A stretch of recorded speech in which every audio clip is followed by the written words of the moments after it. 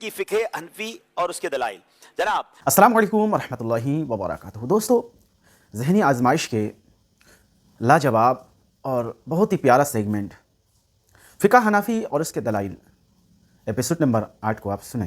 کی فقہ حنفی اور اس کے دلائل جناب، بتائیے نماز میں بلند آواز سے آمین کہنے کے متعلق امام اعظم ابو حنیفہ رحمۃ اللہ تعالی علیہ کا موقف دلیل کے ساتھ بیان کریں۔ نماز میں بلند آواز سے آمین کہنے کے متعلق ویری انفارمیٹیو کوئسچن، ہم میں سے سارے لوگ کرتے ہیں، مگر کیوں کرتے ہیں، اس کے پیچھے دلیل کیا ہے، وہ بھی جان لیجئے۔ بسم اللہ الرحمن الرحیم۔ امام اعظم ابو حنیفہ رحمۃ اللہ تعالی علیہ کے نزدیک امام جب ولضالین کہیں تو امام اور مقتدی دونوں پر آمین آستہ آواز سے کہنا سنت ہے۔ احناف کا دلیل یہ حدیث پاک ہے کہ حضرت علقمہ بن وائل رضی اللہ تعالیٰ عنہ سے روایت ہے، اپنے والد سے روایت کرتے ہیں کہ ہم حضور علیہ الصلوۃ والسلام کے ساتھ نماز پڑھی تو حضور علیہ الصلوۃ والسلام نے پڑھا غیر المغضوب علیہم ولا الضالین، تو آپ نے آمین کہا اور اپنی آواز کو آہستہ رکھا۔ جی جناب، نماز میں جب سورہ فاتحہ کمپلیٹ ہو تو آہستہ آواز میں آمین کہنا ہے، یہی امام اعظم کا موقف بھی ہے اور اس کی دلیل بھی ہم نے حدیث سے سن لی، جواب درست دے دیا ہے۔ اگر جمعہ والے دن عید ہو تو کیا جمعہ پڑھنا ضروری ہے؟ اس سے متعلق امام اعظم ابو حنیفہ کا موقف دلیل کے ساتھ بیان کریں۔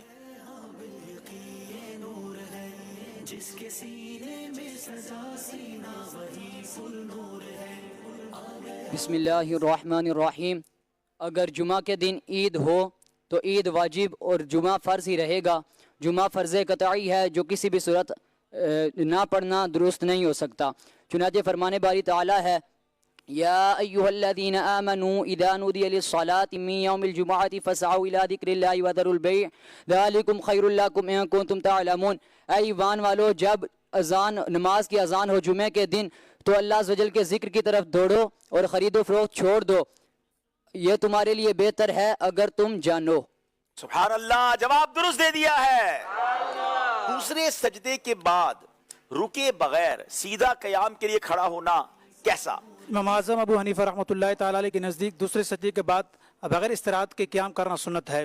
سنن ابو داؤد اور سنن نسائی جامع ترمذی میں صحیح سند کے ساتھ ایک حدیث پاک نقل کرتے ہیں کہ عائشہ صدیقہ رضی اللہ تعالیٰ عنہا سے مروی ہے کہ حضور صلی اللہ تعالیٰ علیہ وسلم اپنی نماز تکبیر تحریمہ سے شروع کرتے تھے اور الحمدللہ رب العالمین سے قرات کرتے تھے۔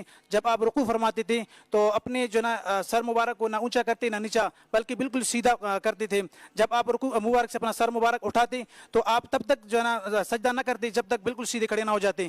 جب آپ سر مبارک سجدے سے اٹھاتے تو تب تک دوسرا سجدہ ادا نہ فرماتے جب تک آپ بالکل سیدھے کھڑے نہ ہو جاتے۔ اور آپ علیہ الصلوۃ والسلام ہر 2 رکعت کے بعد جب سجدے سے سر اٹھاتے تو دوسرا سجدے کے درمیان کیا کرتے تھے؟ جب تک بیٹھ نہ جاتی، سیدھا بیٹھ نہ جاتے۔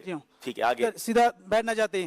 آپ علیہ الصلوۃ والسلام ہر 2 رکعت کے بعد تشہد پڑھتے تھے اور آپ علیہ الصلوۃ والسلام نے شیطان کی طرح بیٹھنے سے منع فرماتے تھے اور درندوں کی طرح اپنے دونوں ہاتھ کو زمین پر بچھا کر اسے بھی منع فرما کرتے تھے اور سلام کے ساتھ آپ علیہ الصلوۃ والسلام اپنی نماز کو ختم کرتے تھے اور آپ علیہ الصلوۃ والسلام رکوع شیطان یعنی دونوں پاؤں کو کھڑا کر کے ایڑیوں پر بیٹھنے سے منع فرماتے تھے۔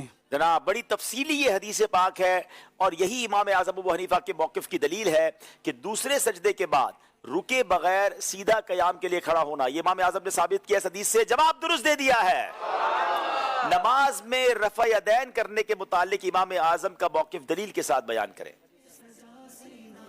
یہ بڑا مارکۃ الآراء مسئلہ ہے، امام اعظم کی دلیل کیا ہے، آج غور سے سنیے۔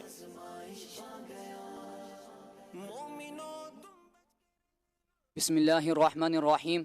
امام اعظم رحمۃ اللہ تعالیٰ علیہ کے نزدیک نماز جنازہ میں رفع یدین نہ کرنا سنت ہے، اور اس پر دلیل یہ ہے کہ جامع ترمذی محمد بن عیسیٰ ترمذی سے مروی ہے کہ حضرت ابو ہریرہ رضی اللہ تعالیٰ عنہ سے مروی ہے کہ رسول اللہ صلی اللہ تعالیٰ علیہ وآلہ وسلم نے نماز جنازہ پر تکبیر پڑھی اور صرف پہلی تکبیر میں ہاتھ اٹھائے، پھر دائیں ہاتھ کو بائیں ہاتھ پر رکھ لیا۔ یہاں ہمارے پاس حضرت علقمہ کی روایت ہے، وہ والی روایت بھی سنا دیں۔ حضرت علقمہ رضی اللہ تعالیٰ عنہ سے روایت ہے کہ حضرت عبداللہ بن عباس رضی اللہ تعالیٰ عنہ نے ایک مرتبہ ہم سے فرمایا کہ میں تمہیں خبر نہ دوں کہ رسول اللہ صلی اللہ تعالیٰ علیہ وآلہ وسلم کس طرح نماز پڑھتے تھے۔ یہ کہہ کر آپ نماز کو کھڑے ہوئے اور صرف تکبیر تحریمہ میں ہاتھ اٹھائے، پھر ہاتھ نہ اٹھائے۔ جی، جواب تو اب آپ نے درست دیا ہے، پہلے جواب جو ہے وہ آپ نے جنازے والی حدیث سنا دی تھی غلطی سے۔ جی، تو اب یہ بتائیے گا کہ ان کو نمبر دیے جائیں گے کہ نہیں؟